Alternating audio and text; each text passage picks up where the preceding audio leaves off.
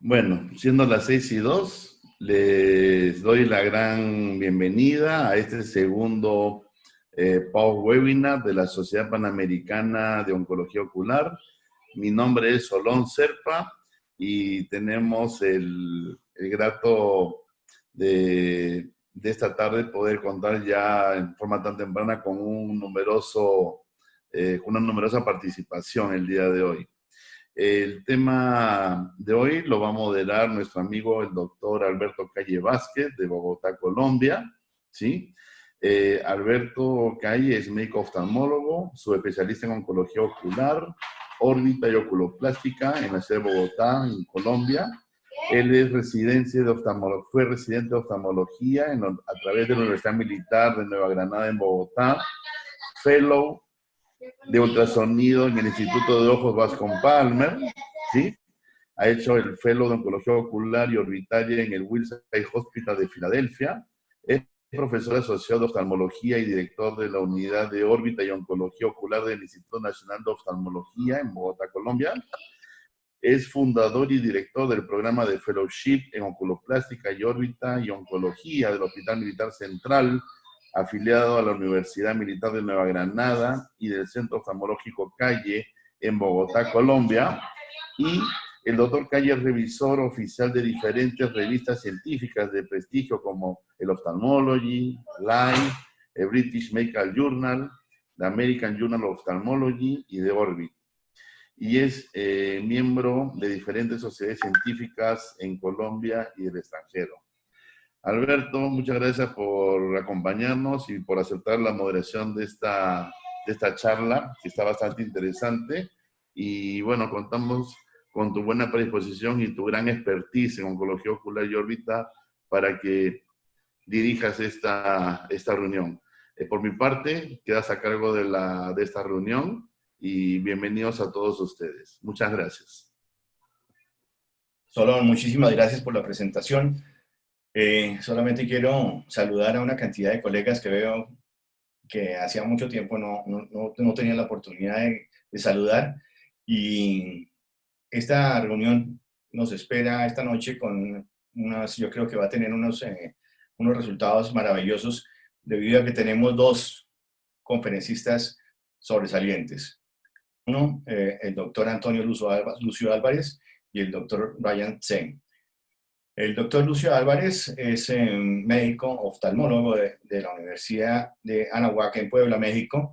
Hizo su especialidad en la Asociación para la Ceguera en México, en la Ciudad de México. El fellowship también lo completó en esa misma ciudad y regresó a Anáhuac, donde actualmente es profesor de la universidad y dirige el departamento de oculoplástica y órbita de la misma universidad. Entonces, antes de seguir con el doctor Lucio Álvarez, más tarde presentaremos al doctor Brian Tseng, quien es nuestro segundo expositor. Entonces, doctor Lucio tiene los micrófonos abiertos para que todos escuchemos esta maravillosa conferencia que tiene para hoy. Ok. Bueno, antes que nada, muchísimas gracias por permitirme estar aquí. Es muy grato poder ver a varios amigos, colegas. Hace mucho tiempo no tenía gusto de verlos. Bueno, voy a compartir ahorita mi pantalla. A empezar.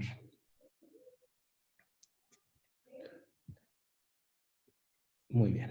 Bueno, yo voy a hablar un poquito sobre el linfoma orbitario. Es un tema sumamente amplio, pero voy a tratar de reducirlo a una manera muy fácil de entender para que todos podamos sacar el mayor provecho. Bueno, hablando sobre todos los linfomas de órbita, todos son de origen extraganglionar, ¿okay? Y dentro de los cuales casi el 100% van a ser del tipo de no-Hodgkin, y de los cuales el 98% van a ser linfocitos B. Ahora, dentro de la afección del linfoma en el ojo, vamos a tener dos grandes vertientes. el linfoma intraocular, que es aproximadamente entre el 1 y el 2%, pero que esta afección se considera como un subtipo de un linfoma del sistema nervioso central y tiene una alta mortalidad. Y en otra parte tenemos el linfoma de los anexos oculares, que este linfoma es mucho más benigno. Hay vertientes benignas y malignas, pero dentro del porcentaje es el 8% de todos los linfomas extraganglionares. De las partes que son afectadas es la órbita en un 70%, la conjuntiva en un 21% y los párpados en un 9%. Pero cabe destacar que la afección de la glándula lagrimal es aproximadamente una cuarta parte de todos los linfomas de los anexos oculares. Entonces hay que tomar mucha consideración en esto. El linfoma orbitario es la neoplasia maligna más frecuente de la órbita y es aproximadamente el 20% de todas las masas orbitarias. Últimamente se ha encontrado un incremento en su incidencia y esto se debe a que ha habido un aumento en la expectativa de vida, pero también a que se ha desarrollado nuevas tecnologías para su diagnóstico, sobre todo en inmunohistoquímica y en estudios de genética. Existen diversos factores predisponentes, sobre todo en pacientes que llegan a tener alguna alteración en su sistema inmunológico, pacientes que están bajo un cuadro de inmunosupresión o pacientes que tienen alguna enfermedad autoinmune. También se ha visto la presencia de factores infecciosos para la predisposición de estas enfermedades y esto se debe a que hay por la infección constante, por la presencia de los antígenos constantemente, puede haber una disregulación del sistema inmunológico y esto conlleva al desarrollo del linfoma. Ahora, vamos a hablar un poquito del cuadro clínico. La mejor manera de presentar el cuadro clínico es con un caso clínico, yo creo. Vamos a tener aquí a un paciente masculino de 71 años de edad, el cual acude a nuestra consulta porque presenta un aumento de volumen en el párpado superior, en el sector temporal, de aproximadamente unos 5 meses de evolución. El paciente refiere que no le ha causado ninguna molestia, no le ha causado ningún dolor, pero que en los últimos meses ha tenido una pérdida de peso importante. A la exploración física, nosotros podemos apreciar una masa, un aumento de volumen en la órbita derecha, con predominio en el sector superotemporal, que este volumen que está provocando una tosis mecánica en el ojo derecho. Entonces, al nosotros levantar el párpado superior para poder apreciar, para poder valorar la posición primaria de la mirada, podemos observar un hipoglobo del ojo derecho. O sea, esta masa está desplazando al globo ocular hacia abajo. Y después, al valorar los movimientos oculares, apreciamos que hay una limitación en la supraducción y en la lateroducción del ojo derecho. Y el paciente nos refiere que en esas posiciones de la mirada tiene diplopia. Al realizar la exoftalmometría, observamos un exoftalmos de aproximadamente 4 milímetros a diferencia del ojo izquierdo y podemos apreciar la masa en el cuadrante superotemporal. Al explorar esta masa, al hacer la palpación, podemos palpar una masa firme, de consistencia aulada, ligeramente móvil, adherida a planos profundos, que no causa molestias a la manipulación. Y al hacer la maniobra de retropulsión, no tenemos retropulsión. Continuando con la exploración, observamos en la conjuntiva que hay una masa subconjuntival con una coloración asalmonada en el sector superotemporal. Posteriormente, continuamos revisando el globo ocular y no encontramos ningún otro dato de importancia. Al finalizar, hacemos una exploración de las cadenas ganglionares y podemos ver una una adenopatía en el sector, en el ganglio preauricular y submandibular. En esta fotografía se logra observar ese aumento de volumen en la zona preauricular y un poquito en la zona submandibular.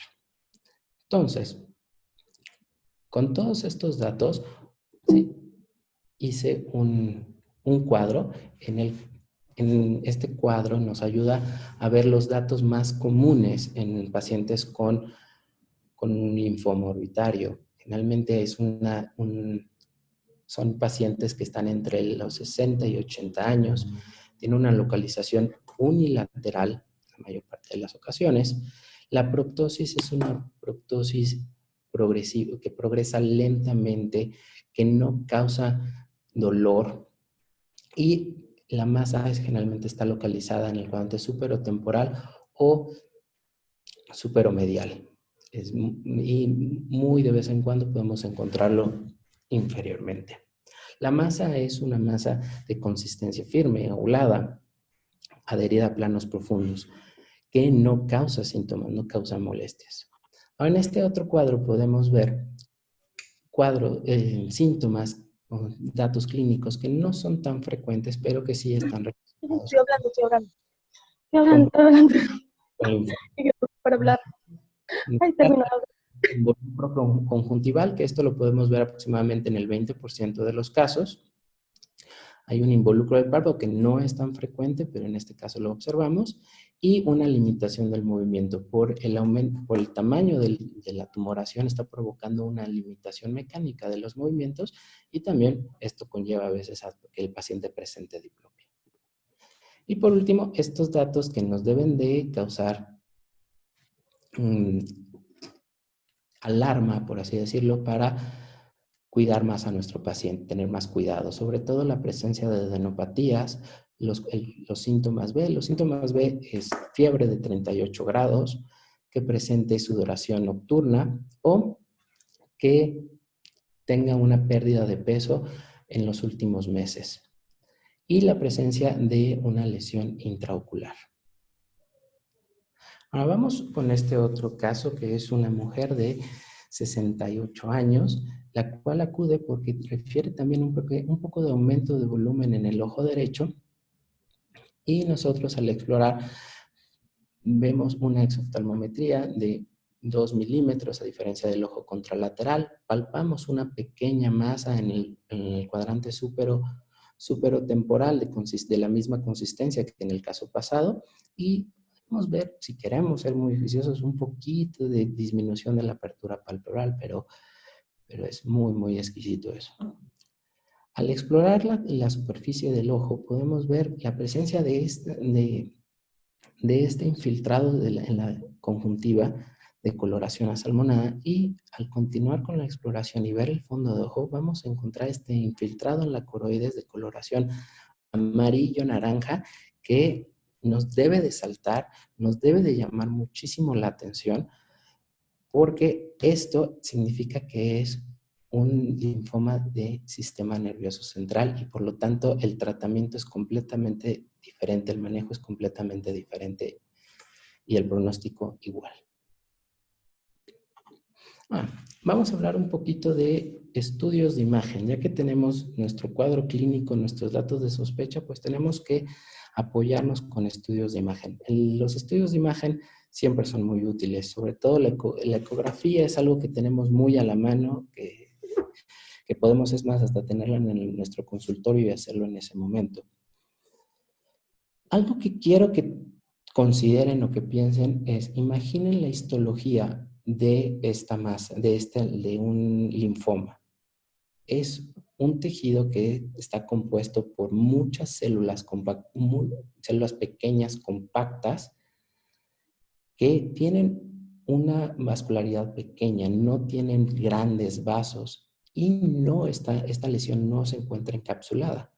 Entonces, con base en esto, vamos a ver los resultados en la estructura que vamos a ver en los 3 estudios. Va a ser una lesión que es sólida y homogénea. Lo vamos a ver en la ecografía, tomografía y resonancia magnética. Los bordes van a ser difusos, van a tener una forma irregular. Eso en los 3 casos.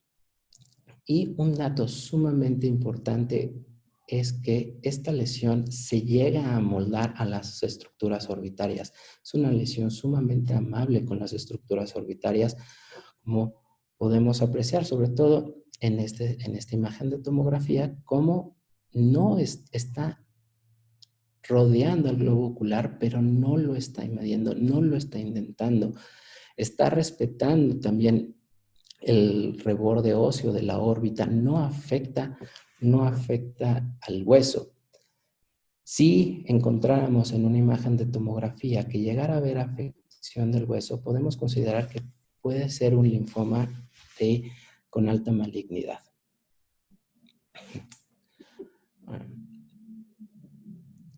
Viendo específicamente en estos estudios, en la ecografía, vamos a ver en esta imagen esta lesión homogénea con los bordes difusos. Y al hacer un modo A, vamos a ver que la reflectividad es baja a media. Y al realizar el estudio vamos a ver que esta masa es poco compresible y está ligeramente adherida a la órbita. El problema de la ecografía sobre todo es que es operador dependiente y tenemos que tener nuestros cuidados dependiendo quién nos haga el estudio, claro está. Ahora, hablando un poquito más específico de la tomografía, vamos a ver que la lesión, ya podemos ver cómo, repito, que se amolda a las estructuras, y al utilizar medio de contraste vamos a tener un reforzamiento moderado. ¿Por qué moderado? Recordemos que no es una lesión muy vascular, es una lesión que tiene una vascularización media, baja, moderada. Entonces, por eso el reforzamiento va a ser moderado. Y la densidad que va a tener esta lesión va a ser similar a la del parénquima cerebral. Y en cuanto a la resonancia magnética,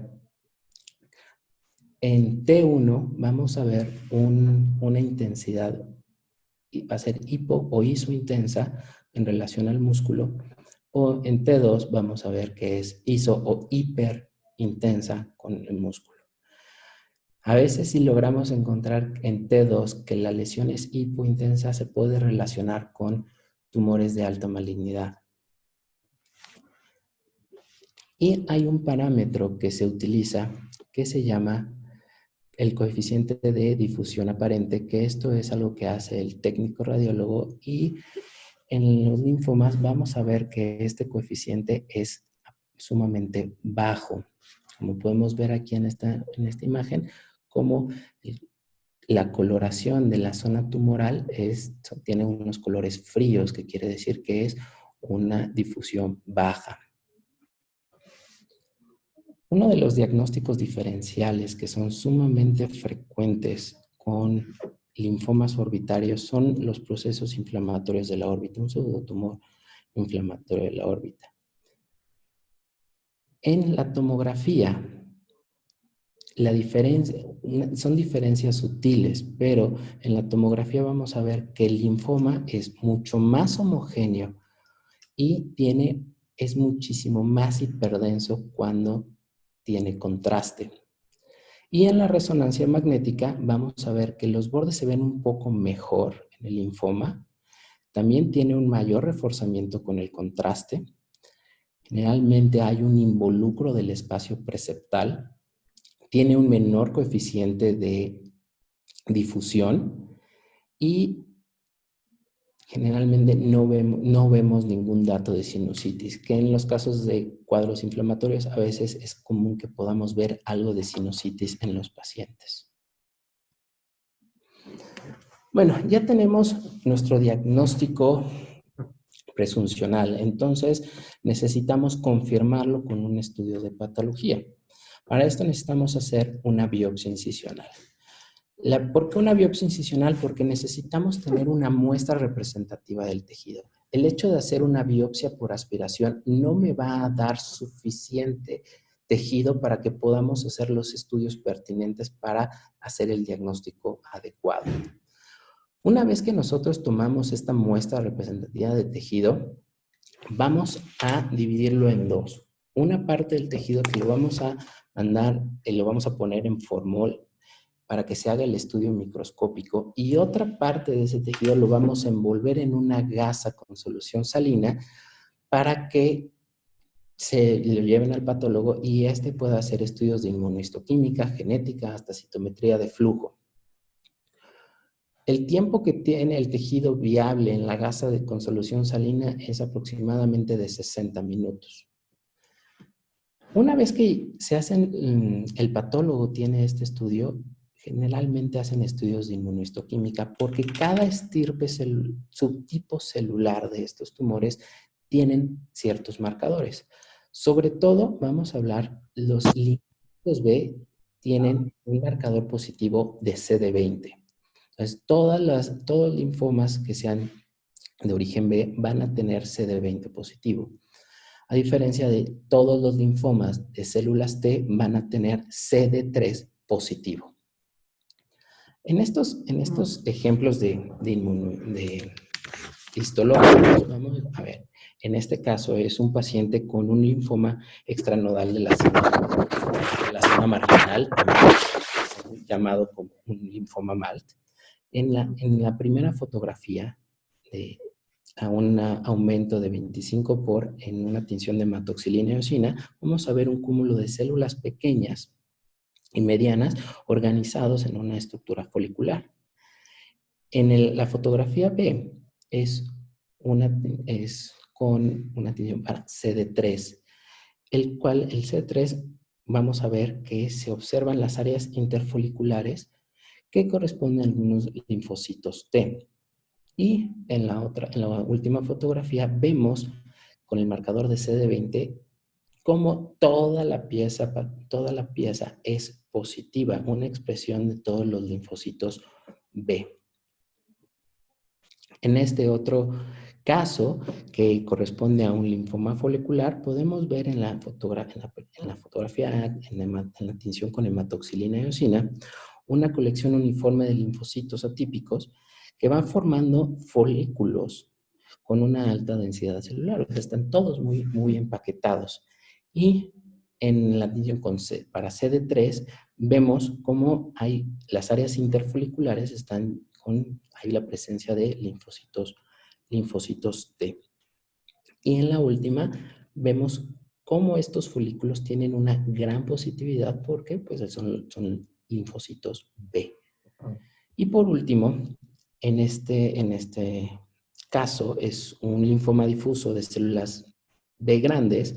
En la primera fotografía vemos el infiltrado difuso de la grasa orbitaria, que podemos ver muchas células, pero el tamaño es diferente, son células más grandes. En la tinción de CD3 vemos cómo hay muy poca positividad, hay muy poca presencia de linfocitos T. Esto quiere decir que prácticamente este tumor es monoclonal. Y en la última podemos ver una alta positividad uniforme de células B grandes. Bueno, ya que tenemos nuestro diagnóstico histológico, tenemos que hacer una valoración sistémica. Tenemos que apoyarnos es un apoyo con un equipo multidisciplinario. El manejo oncológico es la piedra angular del tratamiento, con un oncólogo o con un hemato-oncólogo. El hemato-oncólogo va a hacer un estudio de forma integral para descartar el involucro sistémico. Generalmente los tumores los linfomas orbitarios son primarios el 70%. Quiere decir que en el 70% de los casos solamente va a haber una afección localizada en la órbita, pero el 30% va a haber un involucro sistémico. Una cosa que cabe destacar, de este 70% de los pacientes que es un tumor primario, aproximadamente el 30% podrá desarrollar o desarrollará un involucro sistémico en 5 años. Por eso es tan importante el seguimiento de estos pacientes. Se tiene que hacer la exploración de ganglios linfáticos. En caso de ser positivos, se tiene que hacer estudios de imagen o hasta biopsia. La revisión del fondo de ojo, como les había comentado, el riesgo de que sea un linfoma de sistema nervioso central, hay que descartarlo. Los estudios de tomografía de tórax, abdomen y pelvis, y en caso de tener la posibilidad de hacer unos estudios de tomografía por el PET, en el cual nos va a ayudar, como vemos en esta fotografía, en este caso clínico, que tenemos una lesión bilateral en el sector superotemporal, que al hacer el estudio con PET vemos cómo hay zonas, estas zonas tienen un hipermetabolismo y brillan en donde está afectado. Y en el estudio de todo el cuerpo vemos cómo hay afección en los ganglios cervicales, en los ganglios axilares, en el mediastino, y tenemos afección también a nivel del abdomen y una afección a nivel del vaso. Otro estudio que también es importante son los estudios de laboratorio, pedir la biometría hemática, las enzimas hepáticas y sobre todo la LDH. Una LDH elevada es un factor de mal pronóstico. Y si el paciente llega a tener un cuadro de citopenia, es recomendado hacer aspirado de médula ósea, aunque en muchos de los casos lo hacen de manera rutinaria. Una de las cosas que hace mucho el oncólogo es hacer los factores de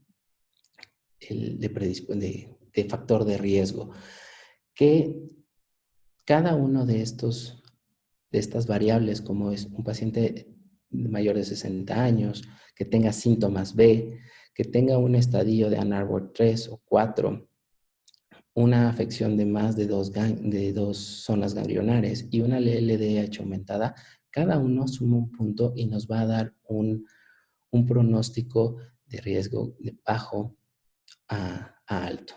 Es algo que usan los oncólogos.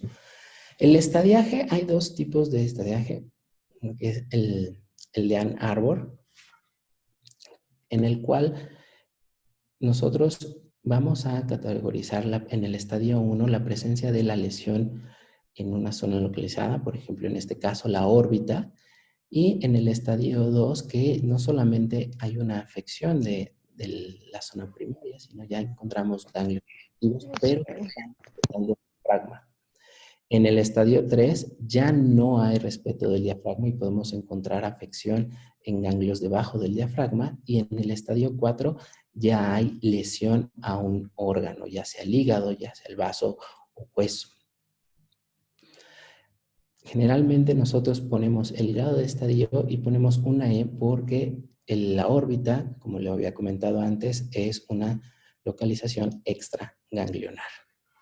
Y el estadiaje TNM, que se basa en la localización del tumor, en la cantidad de ganglios que están involucrados y si hay la presencia de diseminación. Entre los subtipos más frecuentes, estos datos los saqué en el último estudio que hizo el doctor Olsen, que fueron más de 2.100 casos. Encontramos que el tumor más frecuente es el linfoma MALT, que forma parte de los linfomas extraganglionares de la célula marginal, en un 58%, y tiene una alta sobrevida, tiene una sobrevida del 92%.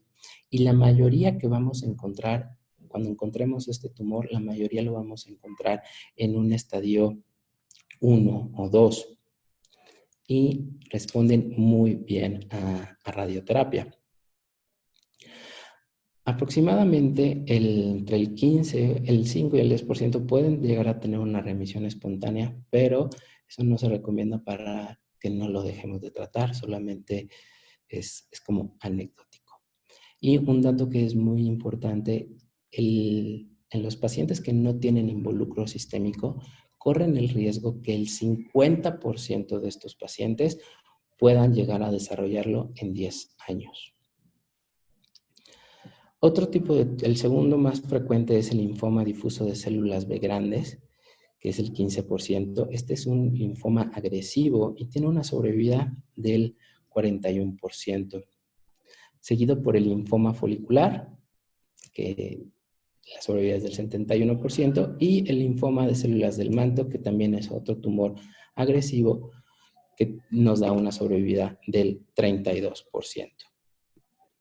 Una vez que ya sabemos el histológico y el estadiaje, podemos decidir el tratamiento. Este tratamiento lo va a decidir el oncólogo. Nosotros no vamos a formar parte de esta decisión.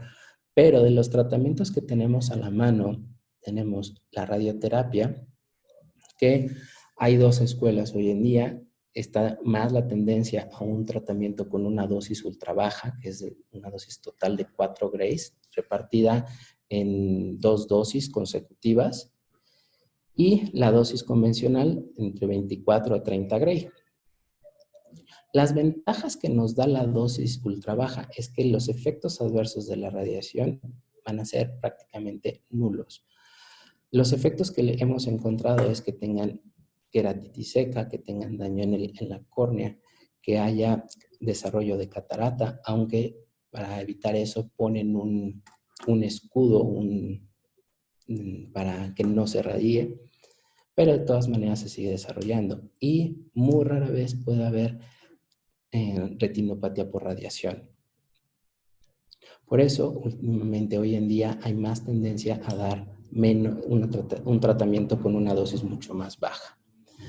El uso de radioterapia sola se utiliza más que nada en casos de linfoma MALT en estadios, en el estadio 1-2 y en linfomas foliculares en el estadio 1, a veces en el 2. Nosotros también tenemos como herramienta la quimioterapia. Hay diferentes esquemas de quimioterapia. El más utilizado es el fosfamida, clorhidrato de doxirubicina, vincristina y prednisona. Este tratamiento generalmente se da en estadios más avanzados o en estadios iniciales del linfoma de células B grandes o en linfoma de células del manto. Se da como tratamiento de primera elección. Los inmunomoduladores hay varios tipos. El más utilizado es rituximab. Es un anticuerpo monoclonal anti-CD20. Y este se utiliza como terapia coadyuvante a la quimioterapia. Es como un boost para la quimioterapia. Y ha dado muy buenos resultados en pacientes con tumores agresivos. Ya para terminar, más que nada, para los puntos a recordar es que la manifestación primaria de los linfomas en la órbita es del 70%. Hay que descartar el involucro sistémico. Recordar que el 30% va a desarrollar enfermedad sistémica en 5 años y los linfomas MALT pueden hacerlo lo van a hacer en un 50%. Los linfomas de los anexos oculares, el más grave es el de origen palpebral, seguido por los orbitarios y finalmente por los de conjuntiva. El linfoma es muy amable con los tejidos circundantes. Los procesos inflamatorios van a dar imágenes muy similares a un linfoma orbitario. La biopsia es crucial, diagnóstica, y el tratamiento es oncológico. Quiero dar mis agradecimientos al doctor Bradford Lee, al doctor Serioto y al doctor Gerardo por su apoyo en esta plática. Y eso sería. Gracias. Muchas gracias, doctor Lucio Álvarez. Una forma muy interesante de abordar un tema tan largo, complejo e interesante, con mucho futuro y mucha investigación por delante. Quiero agradecerle su presentación. Quiero pedirle a todos los participantes que por favor cierren sus micrófonos, incluso por si acaso, como decimos en Colombia, por si las moscas, apaguen los celulares también, por favor, para no interrumpir la presentación. Al final, vamos a tener algunos minutos para hacer preguntas. Los invito a que a través del chat puedan hacer las preguntas y las transmitimos a los conferencistas.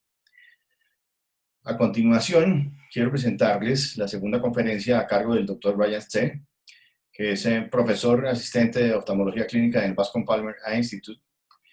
Hizo su carrera de medicina en la Universidad de Tennessee y completó también su entrenamiento en oncología ocular en St. Jude's Children's Research Hospital en la misma ciudad de Tennessee.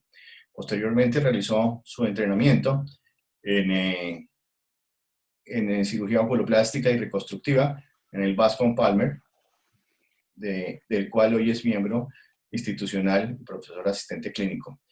Tiene muchos intereses en investigación en este momento. Está centrado en investigación en neuropatía óptica traumática y en tumores orbitarios. Entonces, los dejo con el doctor Brian Tse, hijo de un amigo y querido profesor, el doctor David Tse, quien también trabajó en el Bascom Palmer. Doctor Tse, bienvenido. Your talk is going to be in English, so you can start. All right. Well, thank you very much for having me, Dr. Kaye, and thanks for Dr. Basil Williams, for inviting me. So, I wanted to talk to you about the use of hedgehog and immune checkpoint inhibitors in periorbital cancer. I know this is probably a little bit different than, what most of you see on a day-to-day basis in your ocular oncology practices, but, I do think that this is kind of an emerging field in oncology, orbital oncology. So I think it would be good for you to hear a little bit about it. I have no financial disclosures. So malignant eyelid lesions, affect about 3.3 million people in the US each year for non-melanomatous skin cancer. And the vast majority of these are basal cell carcinomas, about 80%. And anywhere from 5 to 10% of these skin cancers arise in the eyelids or periorbital region. And so our goals of management are to establish an early and accurate diagnosis, eradicate the tumor, and preserve or restore eyelid function and cosmesis. And we'll kind of talk about what the options are in the event that we can't really eradicate this tumor surgically. So we'll talk about basal cell carcinoma real briefly. So it's the most common malignant eyelid tumor, almost 90% of the cases, and is actually the most common neoplasm in humans worldwide. And usually see it in older males and more common on the lower lids because the lower lids get more sun exposure. In addition to sun exposure, fair skin type, radiation, immunosuppression are risk factors for developing basal cells. Best way to treat it is to actually cut it out. And, the gold standard is Mohs micrographic surgery, which has a 5-year cure rate of over 95%.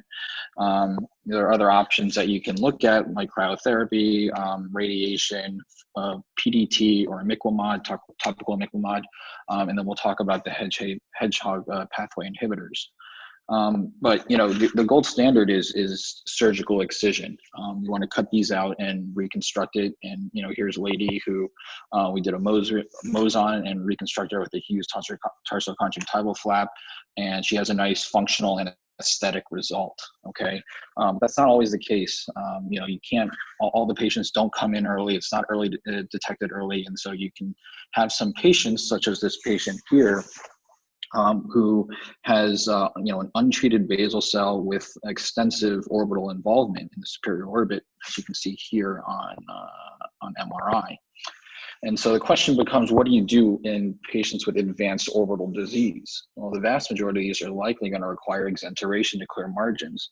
But depending on the depth of invasion, you can consider trying surgical excision with frozen sections, radiation therapy, or, like we'll talk about, hedgehog or immune checkpoint inhibitors. And so these hedgehog and immune checkpoint inhibitors, really, I want to stress that these are for really advanced cases, locally advanced, metastatic, or,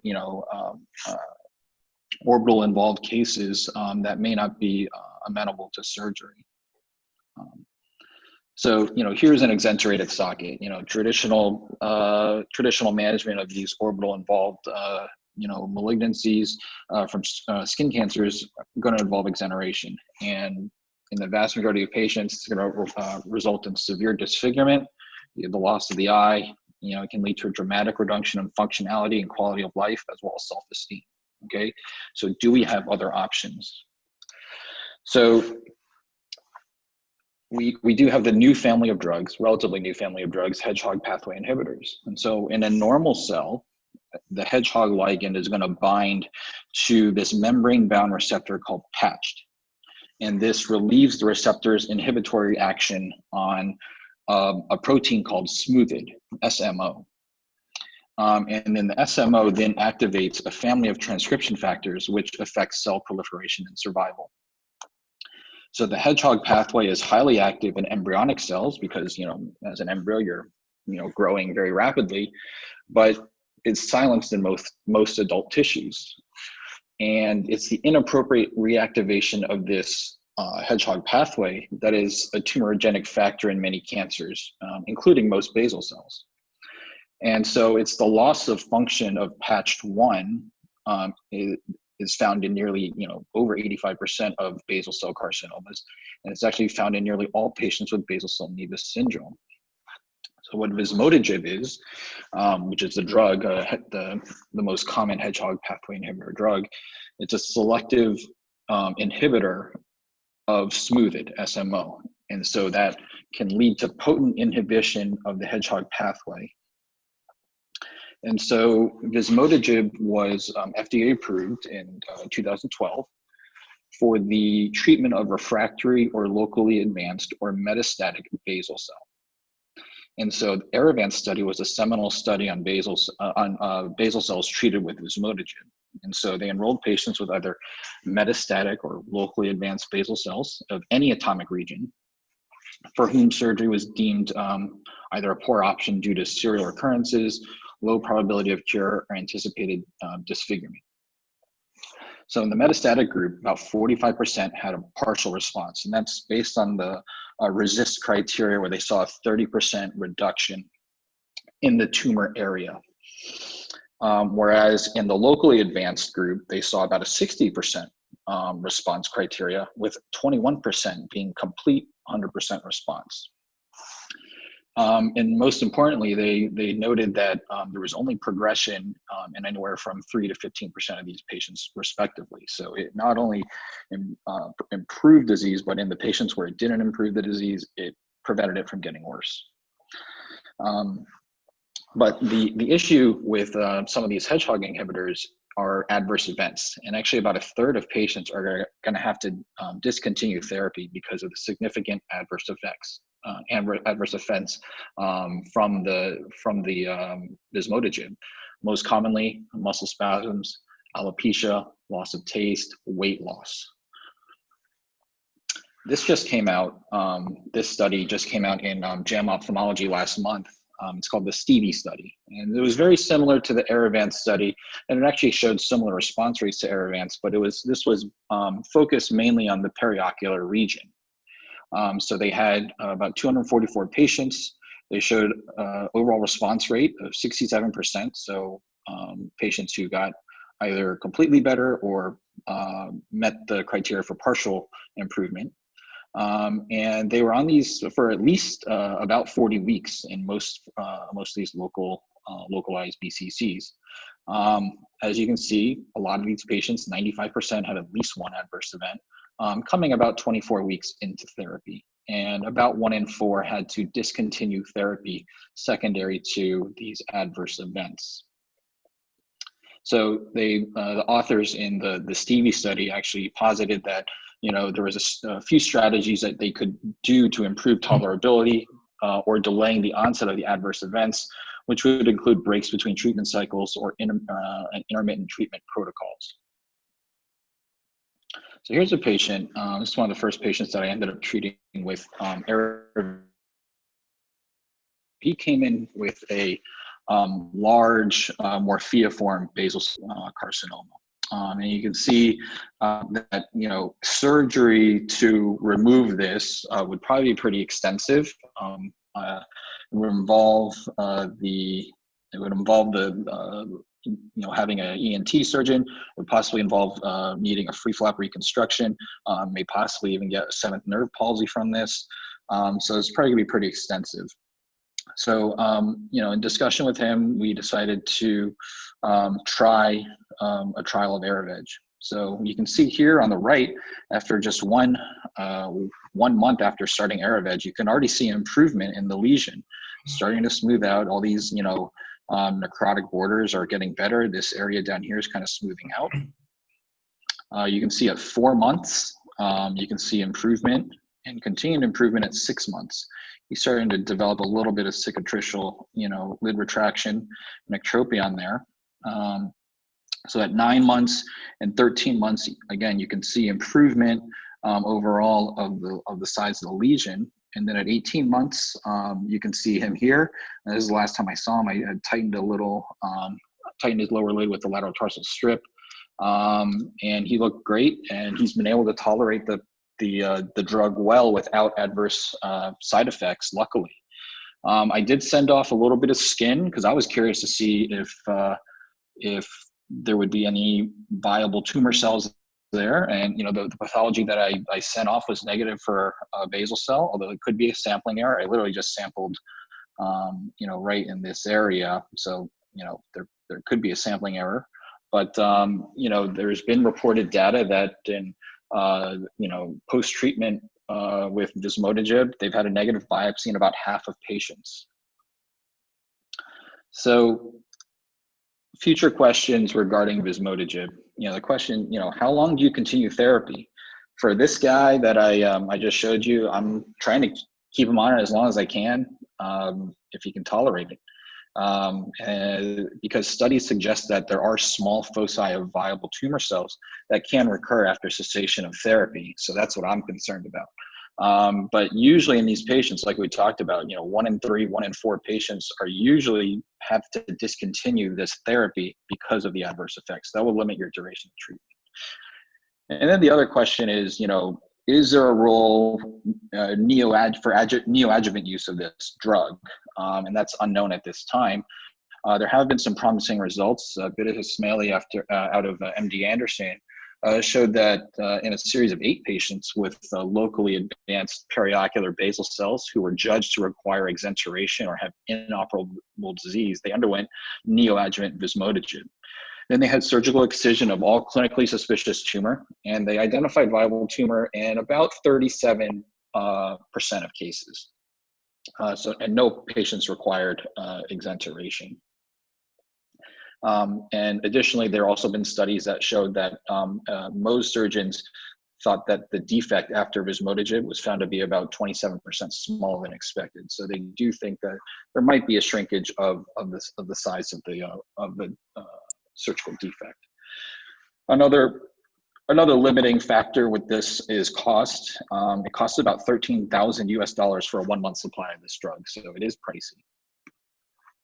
Okay, so we'll move on to squamous cell carcinoma now. So this is the second most common of all periocular tumors, about 9 to 10% of all periocular tumors. And it's a neoplasm of the keratinizing cells of the epidermis. And this can arise from pre-existing lesions, AKs, Bowen's disease, radiation, burn scars, things of that nature. But this is a more biologically aggressive tumor than basal cell carcinoma, proliferates more rapidly, has the potential for metastasis, can have perineural invasion, and can also have mets to the lymph nodes. So this is a different animal than what we see with basal cells. Like basal cells though, Mohs micrographic surgery is kind of the gold standard, and if you can cut it out and reconstruct it, that is definitely the preferred manner. But what I want to talk about is immunotherapy, so PD-1 and PD-L1 inhibitors, which is kind of an emerging therapy for these patients. So immunotherapy, it's one thing you need to know about that is that the immune system evasion is kind of a hallmark of cancer. And cancer cells have neoantigens that kind of resemble self-antigens on cells. And that allows them to escape detection by the body's immune system and by T cells. And so what immunotherapy aims to do is to circumvent this immune evasion by cancer cells to induce an immune-mediated tumor cell death. And so that's what PD-1 and PD-L1 inhibitors are. That's the family of drugs that they're a part of, which are called immune checkpoint inhibitors. And they target cell surface antigens that interfere with the inhibitory pathways that normally prevent immune system activation against self cells. And it will facilitate the immune-mediated clearance of these tumor cells. And it's this avoidance of immune surveillance that is a significant event in the development of cutaneous squamous cells. So here you see, this is a T cell, and this is a tumor cell. And so the T cell receptor identifies an antigen on the tumor cell, while at the same time the PD-1 receptor binds to the PD ligand 1 on the tumor cell. And it's this binding right here that inhibits the T cell killing the tumor cell. So if we were to inhibit either PD-1 or PD-L1 with the drug, one of these drugs over here, cemiplimab or nivolumab, then this allows the T cell to identify and kill the tumor cell. So that is what these drugs do. And so cemiplimab, which is one of the more common drugs in this class, they underwent a phase 2 trial, and they identified patients with metastatic or locally advanced squamous cell carcinoma. So in the metastatic group of patients, about half of them had some sort of response, either partial or complete. But the important thing is that about 3/4 of these patients had a sustained durable response of over a year. And the locally advanced disease, the response rate was not as good as the metastatic, but they did, the patients that did respond did have a decent durable disease control rate. The main issue with these immune checkpoint inhibitors is that they can have serious immune-related side effects, and about 10% of the patients in this trial had that. And you pretty much cannot use these types of drugs in patients with solid organ transplants who are on chronic immunosuppression, because that will carry a high risk of organ transplant rejection. Okay, and it's actually these patients, unfortunately, who are in the population who are at high risk for very aggressive squamous cells. They have about, patients with organ transplants have about a 65 to 250-fold increase in the risk of cutaneous squamous cells. And their outcomes are uniformly worse than immunocompetent patients. So on that note, I'm going to show you a patient. This is one of the first patients I treated with a PD-1 inhibitor. So this is a gentleman who was an immunocompromised patient who was on chemotherapy for metastatic prostate cancer, very aggressive prostate cancer. And so you can see here that, he came in and the initial diagnosis from the ER was that he had a chalazion, and I'll show you his pre-op photo later. But, workup did show that there was orbital mass. And you can see this orbital mass, it's essentially almost the entire inferior orbit, displacing the globe superiorly. And, in most patients, exenteration would be the curative curative treatment for this. But given his, advanced metastatic prostate cancer, we wanted to offer him another option. So we tried cemiplimab. And you can see that after 8 months of cemiplimab treatment, you can see complete resolution of the lesion. So here's a pre and a post-op scan. And then, here's here's an initial clinical photo. We can see the anterior tip of the mass here. And then 6 months after cemiplimab, even he had a complete resolution of that eyelid lesion and orbital lesion.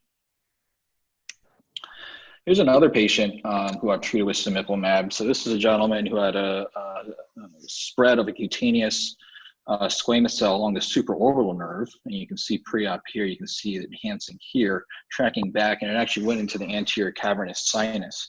And so we actually tried to surgically cure him, and we did an exenteration of the orbit as well as anterior cavernous sinus exenteration with neurosurgery. But unfortunately, and then he went reconstruction with a free flap. But unfortunately, he recurred in the cavernous sinus. And so you can see here the area of recurrence. So he was having a lot of pain, I'd say like 4 to 5 months after surgery. So we initiated cemiplimab in him, and you can see after 3 cycles of cemiplimab, you can see this is pre-op, and then post-op, post 3 cycles, you can see the significant shrinkage in the cavernous sinus of, especially laterally, of the lesion. Here's another cut. Again, you can see before cemiplimab and then after cemiplimab, just 3 cycles only, you can see there's been a reduction in the size. And on axial view, you can see the free flap here, but you can see laterally out here, you can see that the enhancing lesion has actually improved after 3 cycles. And then in one more cut, you can again see this lateral portion here in the cavernous sinus has shrunken after only 3 cycles.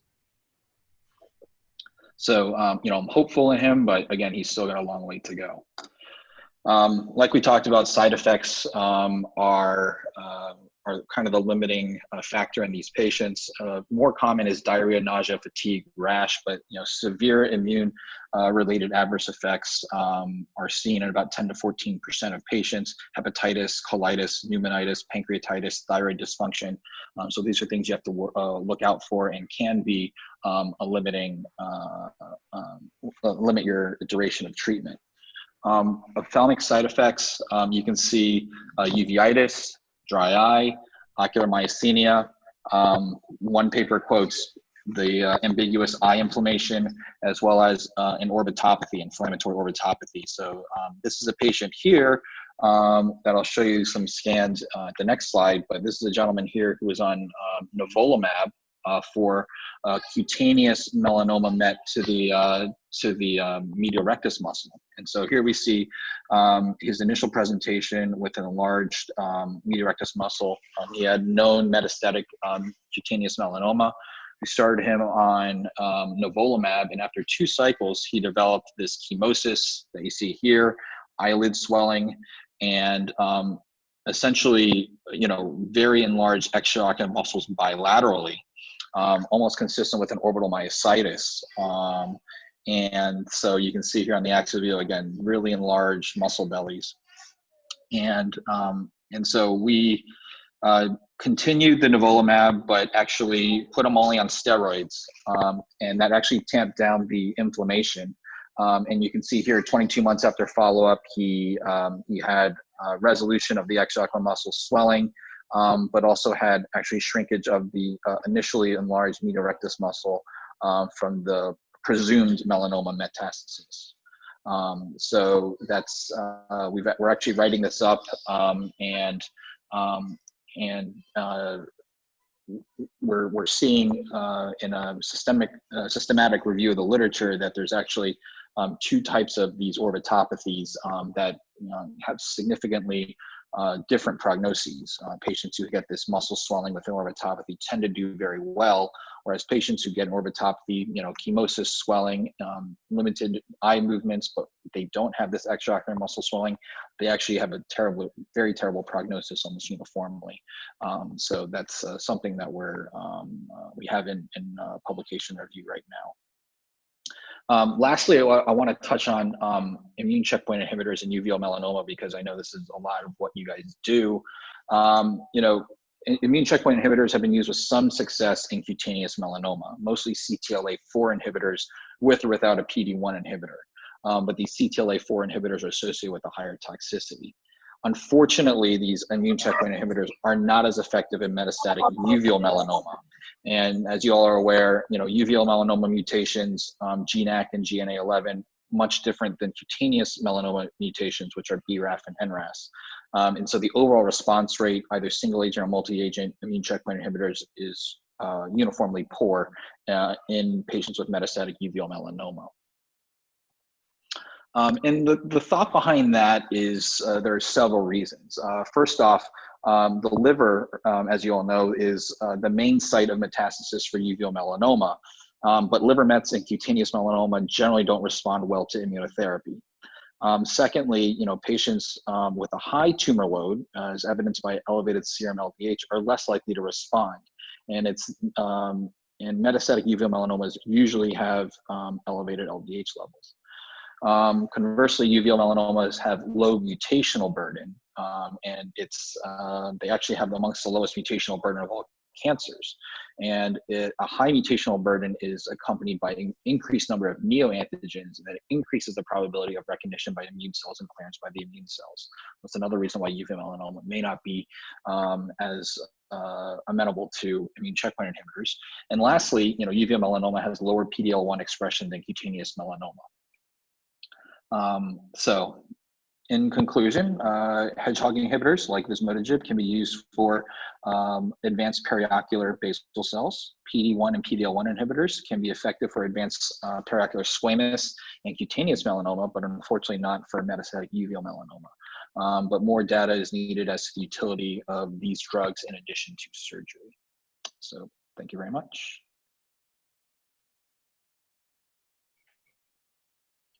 Thank you very much, Dr. Tse, for your talk, a very good talk. And quiero saber si tenemos preguntas para los panelistas de esta noche. Una conferencias bastante informativas y seguramente hay bastantes inquietudes también.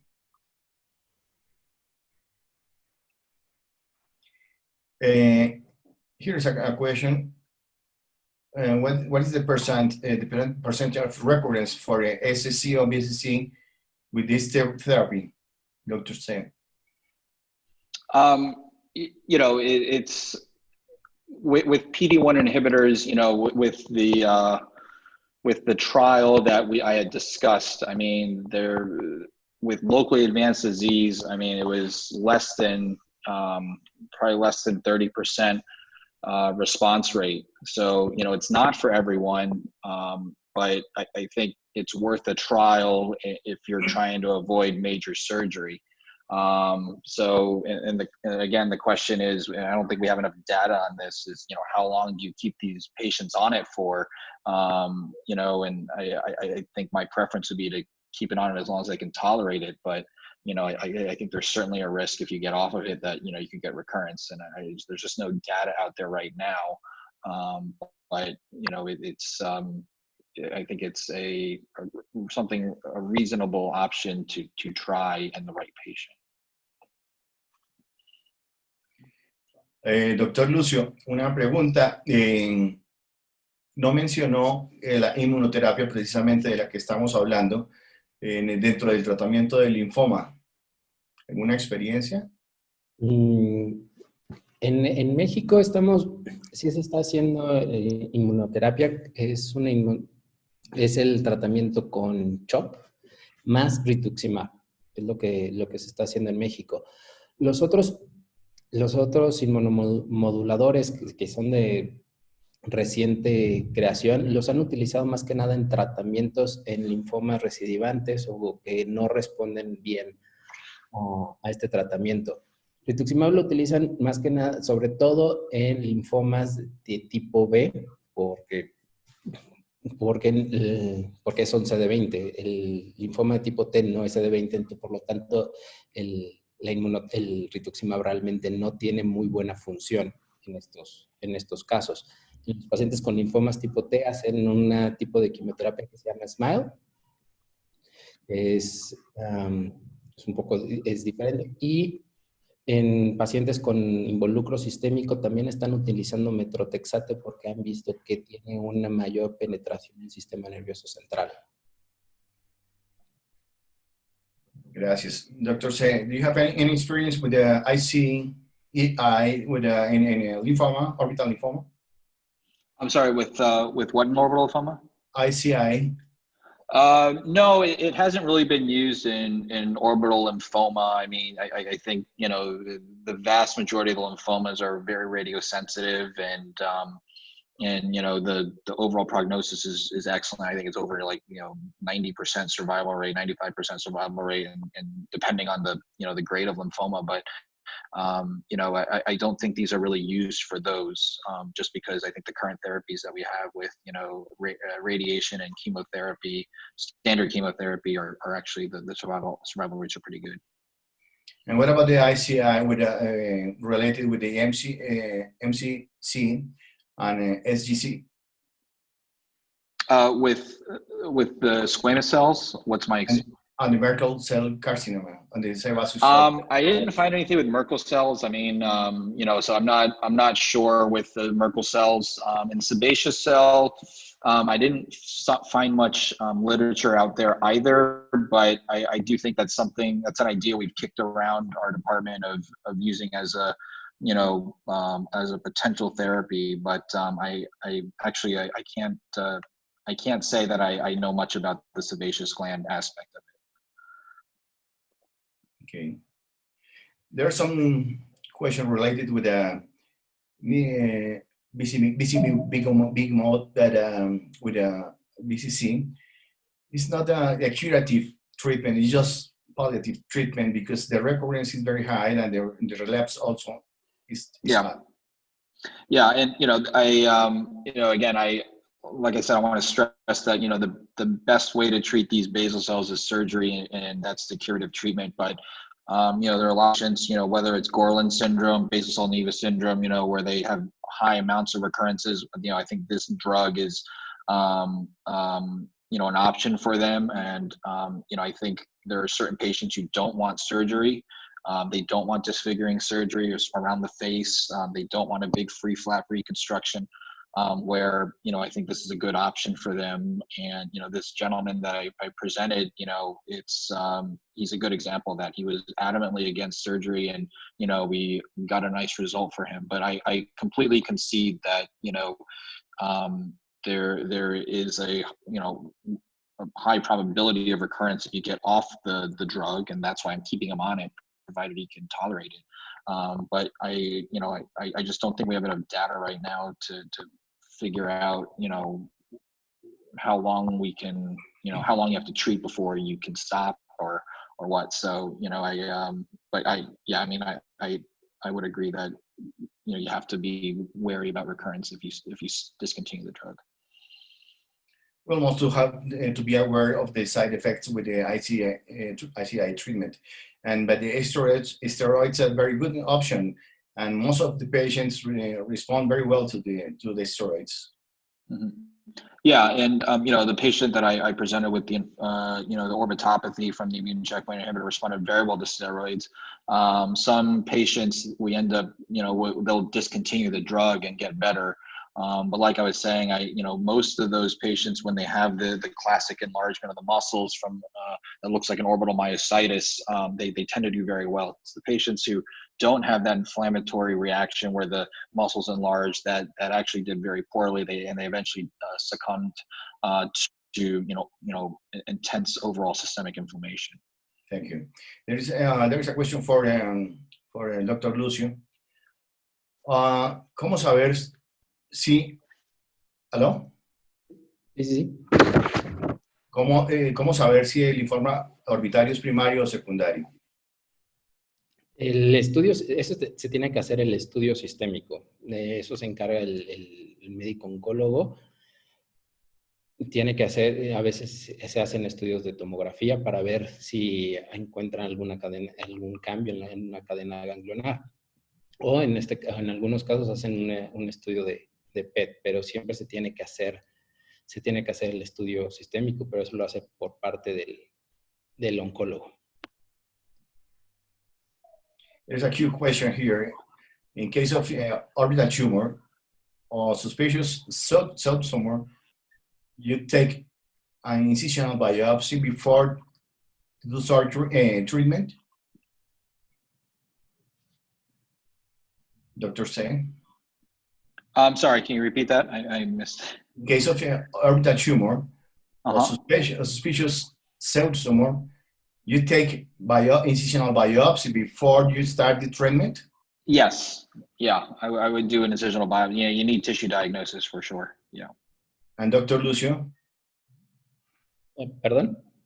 ¿Tomas en caso de tumor orbitario o sospecha de tumor, tomas biopsia incisional antes de empezar el tratamiento? Sí, lo mejor es hacer una biopsia incisional. Para saber el subtipo y así poder encaminar mejor el tratamiento. Yeah, I mean, you know, and it's, you know, Antonio kind of went over this, but I mean, you know, if you're if you have this orbital mass and you don't know if it's a pseudotumor or lymphoma, I mean, you know, flow cytology and, you know, immunohistochemistry will help you, you know, make that determination as to, you know, what the diagnosis is and what, you know, your treatment should be. Okay, and what about the CTLA-4? What about the CTLA-4 inhibitors? Yes. Yeah, I mean, you know, it definitely has a higher side effect profile than the PD-1 inhibitors, so I think it's less commonly used. But you know, it's been effective in cutaneous melanoma as well as renal cell carcinoma. But I think they're trying to use the CTLA-4 inhibitors in conjunction with PD-1 or PD-L1 inhibitors as a treatment strategy. So you know, it's another evolving area of immunotherapy. I just think that in oculoplastics and, you know, orbital oncology, I think the PD-1 and PD-L1 inhibitors are probably a little bit more useful for us. That's why I kind of focused on that. Okay. And for cutaneous lymphoma? I actually didn't see much. I did not see much literature on the use of the immune checkpoint inhibitors for cutaneous lymphoma either. So, and I can't speak to that. Y en el caso de los linfomas cutáneos hay una mayor predominancia de linfomas tipo T. Son muchísimo más agresivos y más difíciles de tratar. Algo que también quería comentar acerca de inflamatorios, que me preguntan si hacer una biopsia o no. Es mucho más recomendable hacer una biopsia porque con los nuevos estudios inmunohistoquímicos a veces podemos sacar un paciente con un linfoma creyendo que era una enfermedad inflamatoria. Hay algunos colegas que consideran que hacer un tratamiento con esteroides, ven si responden o no responden, la respuesta es intermedia. Realmente los linfomas sí pueden llegar a responder un poco con el uso de esteroides, pueden reducir un poco de tamaño y eso puede diferenciar el diagnóstico o puede llevarnos a un diagnóstico erróneo. Por eso considero que siempre es muchísimo mejor hacer una biopsia.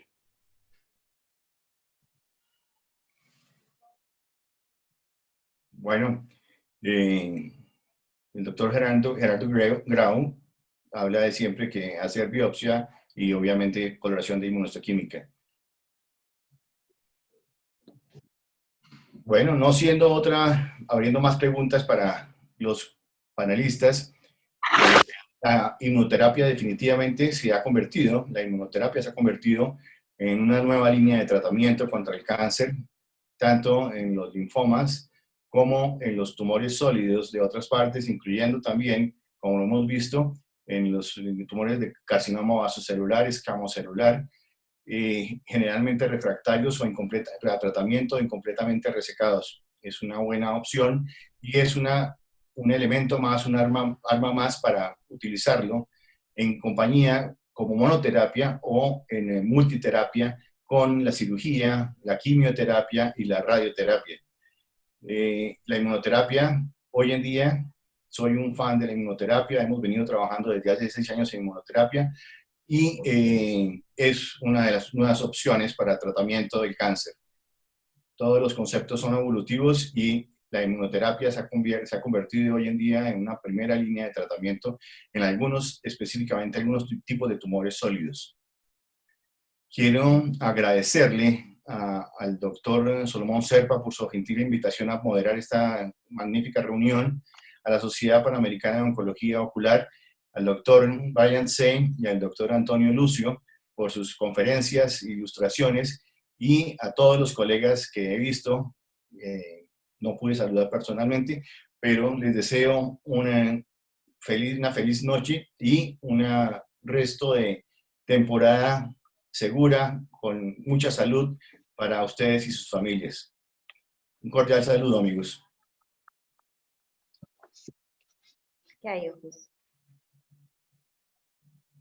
Muchas gracias a todos.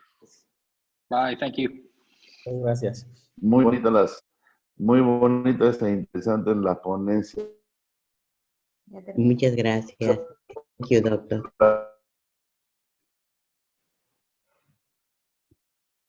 tiempo.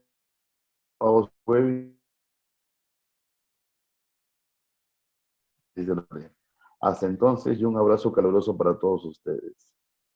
Igual, Muchas muchísimas gracias, gracias, Alberto, doctor. por su moderación. Hasta luego.